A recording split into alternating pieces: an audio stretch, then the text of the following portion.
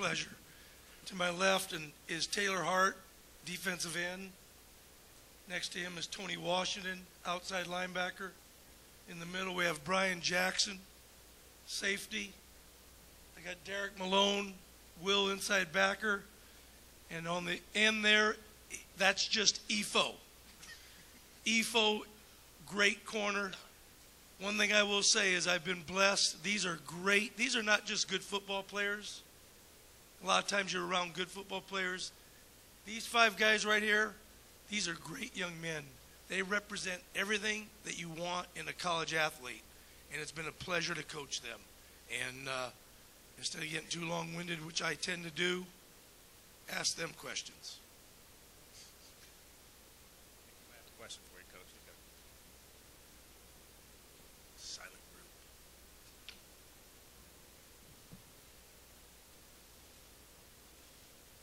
Nick, Jake Zivin, KEZI in Eugene. The announcement an hour ago that you're retiring. Just first off, what led to that decision? How long was that decision in the making? When did you decide? And what were the main factors in you deciding to retire after this game? We're going to try to keep this brief. I'll try to answer this as succinctly as I can, and then we're going to talk about the Alamo Bowl, because that's why we're here. Okay? I'll give you the shortest version I can. I was going to retire at the end of last season when we won the Fiesta Bowl. In fact, when the game was over, I went out to the middle of the field, grabbed some turf, put it in a plastic bag, and put it in. It's still in my briefcase right now if I needed to show you evidence.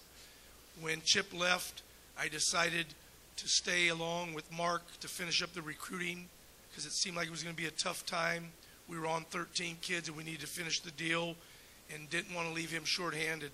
I'm not trying to be a martyr in this statement or pat myself on the back, but the bottom line is I believe and love Oregon, so I wanted to do a good job by Mark. I wanted to do a good job by these kids, not just leave them without having something to say. So this was something that was going to happen last year. I told Mark I would go one more year, and therefore I did. And, you know, after 38 seasons, I coached the very first year after I stopped playing. And so, I mean, I've had a good ride. It's not about me. Let's move on to the Alamo Bowl. I'll answer those at another time. But I'm at a good place, especially when I have these 5 guys to my left. I'm at a better place.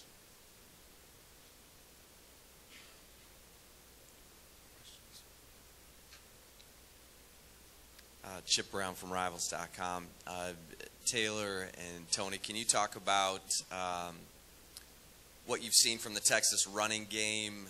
What kind of, who did you compare it to in terms of teams you've faced this year? Taylor? Yeah, they obviously have a power running game, and with that, they're very physical up front. The offensive linemen, they have multiple running backs back there that can do the job, and so I would say, kind of compared to a Stanford kind of in some ways, but for us, we've faced it all, and we just have to figure out the ways to stop this run and go against Texas defense or offense. Thank you, Taylor. Tony? Same thing he said.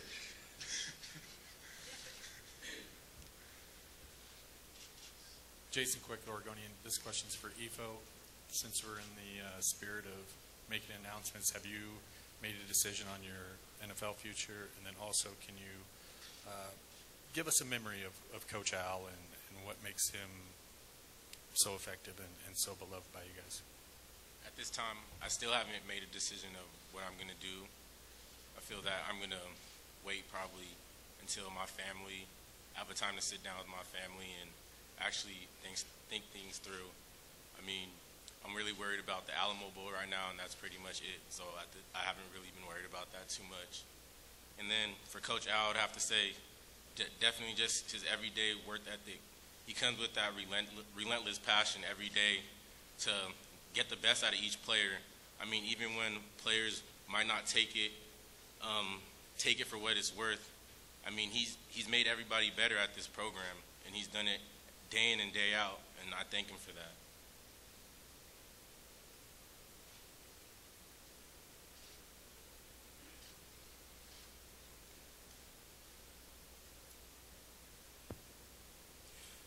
Tim Griffin with the San Antonio Express News. Brian and Derrick, does Coach Al's retirement add a little bit of extra for you guys as far as trying to send him out as a winner?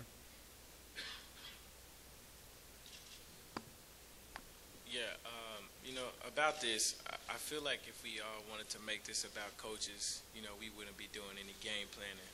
So, he just told us not long ago, and, I feel like that's his decision, and I support him in every single way. But right now, he wants us to focus on this football game, and that's just what we've been doing this whole time. We came here almost like it was a work visit. People who have conferences away from where they normally work at, they come there for a reason. They come there to get some work done, and that's why we're here. So, I respect him. I'm glad that he made this decision, but I'm just like he is. We need to get out there and play some football. Thank you, Brian. Yeah, same thing. Basically, we're just out here, to win this game. No matter what happens, we all have that same mindset that we need to get things done. So no matter what happens, who's leaving, who's staying, from players to coaches, we know we have one common goal. Thank you, Derrick. Ryan Thorburn with the Register Guard. Nick, because you knew all this year that it was probably going to be your last year, did you enjoy it more, especially with these guys, or did you soak it up, or what was it like coming back for that extra year? I might have been a little softer than I usually am, but they might not agree with that. I don't think I changed in any way, shape, or form. Coach the same, as hard as I always have, same passion, same work ethic. But I did enjoy this group of kids. This is a good group of young men, and I know we're going to put our best foot forward to try to beat a very good Texas football team. And that's what I hope we do on Monday night.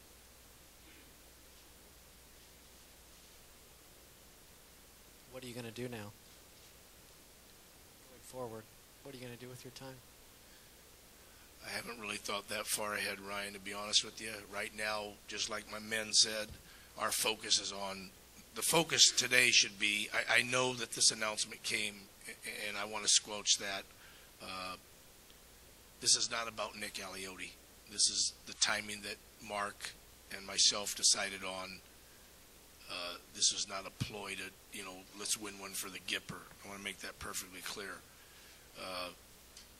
This is about trying to win the Alamo Bowl, and we've worked towards that end before we got here, and they've been fabulous since we've been here, and we're here to try to beat a very good athletic Texas team. That's our goal. That's why we're here. Nothing has changed. Nothing will change. We'll do everything as we always do to the final gun. But thanks for asking. Taylor, you're an Oregon guy, so you obviously grew up watching Nick Aliotti's defenses, and now you've played for him for so long. What's it like to play for him? And similar to what Jason asked Ifo, what's your favorite memory from just being with Nick for the past few years? I mean, everything. Coach Al he's like a second father to me, and it's been an amazing experience. And he's always comes with that attitude that he's just got the energy, and we're always going to find a way to win. And we're always going to struggle, and I think that's he hasn't changed at all, and that's what we've done, this week against Texas, and to be able to prepare for them. And so, I mean, I can't say anything bad at all about Coach Aliotti. Andrew Greif for the Oregonian. Derrick, you had the shoulder over here. Over here. You had the shoulder. You left the Civil War. Obviously, you don't talk about specific injuries, but has this month of bowl practice been good for you? Do you feel ready to go for your health-wise? Yeah, definitely. I feel, real good, ready to go. Been putting a lot of time, extra work in all areas, with many things that I do, working out, studying film, everything. So I'm really, excited about letting my preparation, meet the field. This question's for Tony. Jason Quick from the Oregonian. What do you see as the biggest challenge with the Texas offense for you guys? I just think with so many personnel groups and great athletes that they have, they can just give us a bunch of different looks. So this past couple weeks, we've kind of just been focusing on all possibilities, all different styles of plays, runs, passes, all different things to just be prepared for anything. They're great at throwing it, great at running if they want to, so we have to be great at all phases. Hey, Brian, so much of these bowl games are about which team wants to be there, and Oregon was obviously a team that could have gone up to the BCS, and here you are playing an unranked Texas team. What's the mindset of Oregon right now, and what's the I guess the hunger factor for this game? I think that's an easy question to answer. I mean, we are here to play a good Texas team. This is more of a home game for them, if anything, man. Like, we're coming out here into hostile territory, and we're just out here to do something that we haven't done before. Let's come out here and play a great Texas team, play some great football. These two styles of football, they really mix up well. We're bringing the West Coast, and they're out here trying to ground and pound and then throw some deep balls on us, So I really like the way that this matchup is, and I feel like it's hard for anyone not to be excited to play in this kind of game of this caliber. I mean, I was just cruising around the streets, just with my friend yesterday, just headed over to the mall somewhere, and I hear on the radio they're advertising that the game sold out, but we have 4 tickets left, and people are calling in like crazy to get them. Like, people want to see this game, and like, for us to not want to play in a game like this, we're doing ourselves a disservice.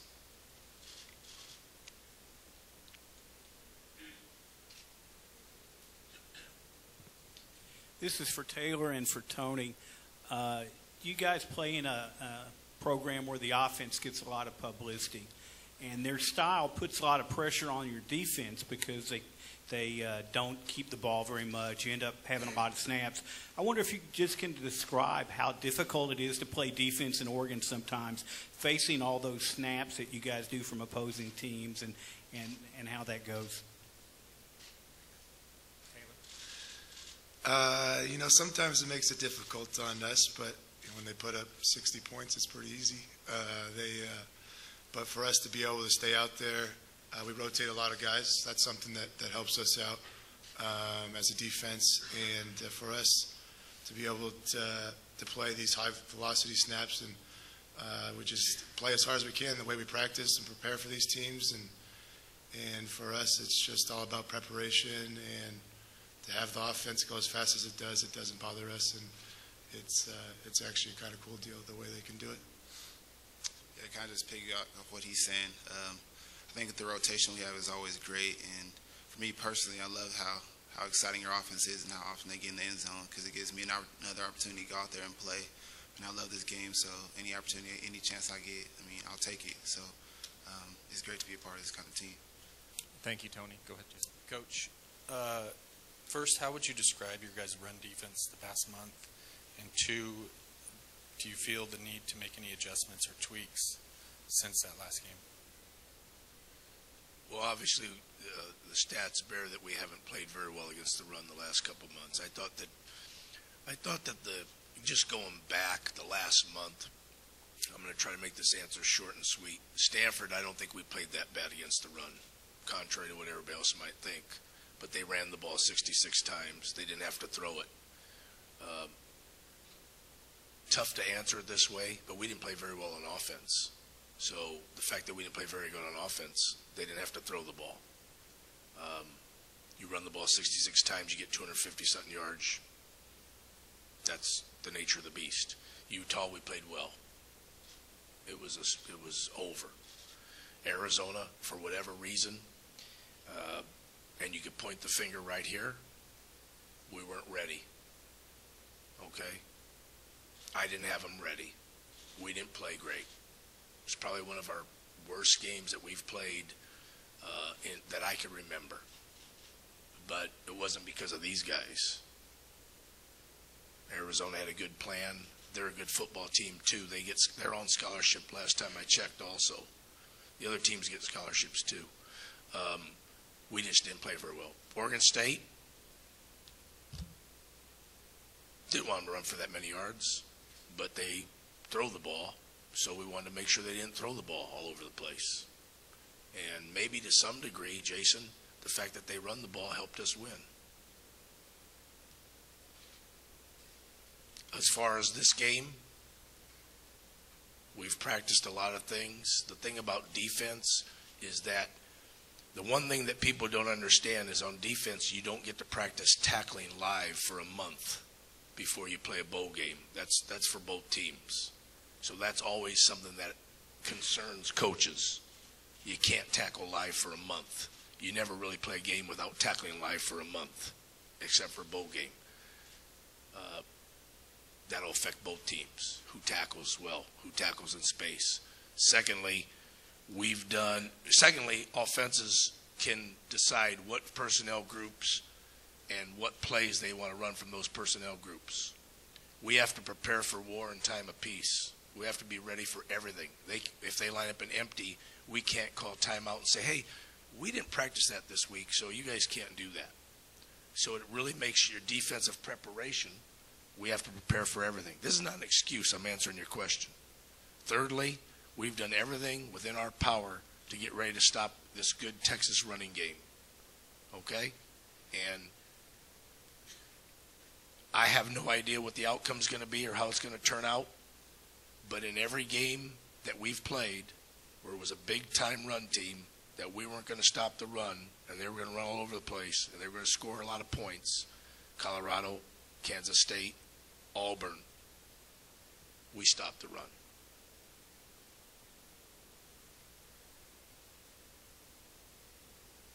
Nick, Warren Williamson, Oregon Duck Football News. This is for Brian as well.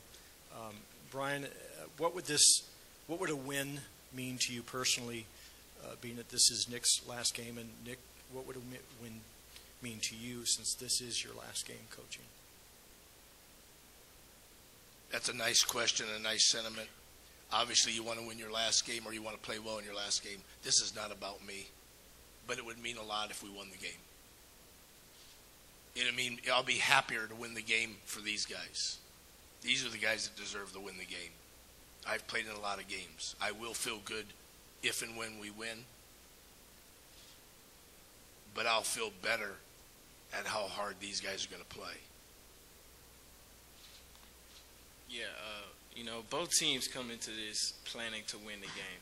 We obviously want to win this game, and it would mean a lot to me, especially, being my last college game. And, I came here, Coach Aliotti, we were talking the other day about how he went and ate at a restaurant for the first and the last time when he came for my visit, So I've been here with him the whole time. And, it's just been a great ride for me. And I want to come out here with a win, just, something to help me remember this better by. And, I really enjoyed my time here. So, a win would be incredible. Thank you, Brian. Kirk Bowles from the Austin American-Statesman. Ifo, Case McQuaid's kind of a different kind of quarterback. I wonder how you would describe his throwing style and how to defend him. Definitely he can run. He's able to extend plays. So, they have great receivers that we're going to have to be able to cover for a long time. The quarterback that can scramble, they're able to extend plays and create stuff that normally wouldn't be there. So with that, me, Terrence, Avery, Brian Jackson, we're all going to have to play great defense, and we're going to have to play great defense every play because they have a lot of great athletes. They have players that they're able to spread the ball around and make things happen after the catch. Ifo, after having such a great year, what aspects of your game do you think you can still improve on? Every day I look at improving my entire game. I never really have been to a point where I thought that, I'm good enough here or I'm doing good enough at this spot. I feel like every day I come with the attitude of trying to get better and trying to improve in everything I do. Every day I want to be a better player than the day before, so that's all I can really say. Derrick, this question's for you. We see Coach Al as kind of this gregarious, kind of out there, funny guy. What do you see behind the scenes that maybe we don't see that you can kind of help us capture him? That's kind of hard. he's hard on us, when we're not doing things right. He expects a lot from us, everything like that, and that's but he's also there, to nurture us and show us love when it's needed, and that's what I truly respect about him, is that when he's not going to let us fall short of our potential, anything like that. He wants us to maximize our potential and get the best out of each and every one of us, no matter if you're a scout team guy, you're a special teams guy, defensive guy, anything. He wants you all to reach your potential, and then he'll get on you hard, but when you do something great, he's going to be the first one to high-five you and jump up and down with you in our huddles and everything and show you love. So that's why, behind the scenes, you guys don't really get to see that, but that's what I really respect about him. Nick, as a guy who just made a very big decision, what would you tell Ifo about the decision that he has to make about the NFL?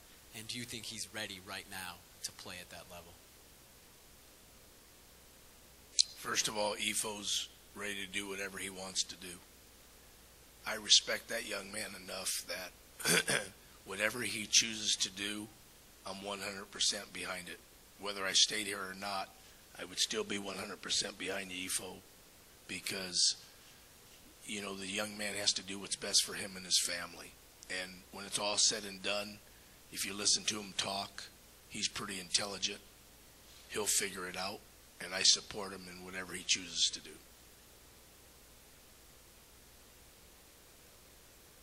Derrick, you go up against Marcus in practice. I don't know how much you guys hit the quarterback, probably not much at all, but how good is he as a runner, as a guy who sees him in practice, and what he brings to the field? He's real good. Sometimes I just sit back and just look. Sometimes does Marcus have the ball? He's running like a running back. He's so fast and everything like that, and so elusive, and he could, he has so many weapons. He could run the ball, throw the ball, find open receivers. He can do it all. So it's always a challenge when we, go against our offense, and it's always fun, trying to chase him down, make sure you contain him, stay in the pocket, find the receivers, just try to stop all his weapons, and he's a really great quarterback. Coach, down here, win or lose, are you going to grab some turf from the Alamo Bowl or some water out of the River Walk or anything as a memento this time? I'm not sure yet. I know this, that win or lose, I'm going to make sure I see all our seniors and everybody on defense and tell them thanks for what a great ride they've given me. I'm hoping it ends in a win, so we're all smiles, but so does Texas. They hope they end in a win, so it's all smiles. We'll see how that plays out at the end, but the bottom line is I just want to make sure that I touch every one of my guys when the game's over and tell them thanks. I hope they have a smile on their face when it's all over. That's the most important thing to me. Thank you, Coach. Coach, if you could stay up there and Ifo stay up there and the other two guys will break out, we'll do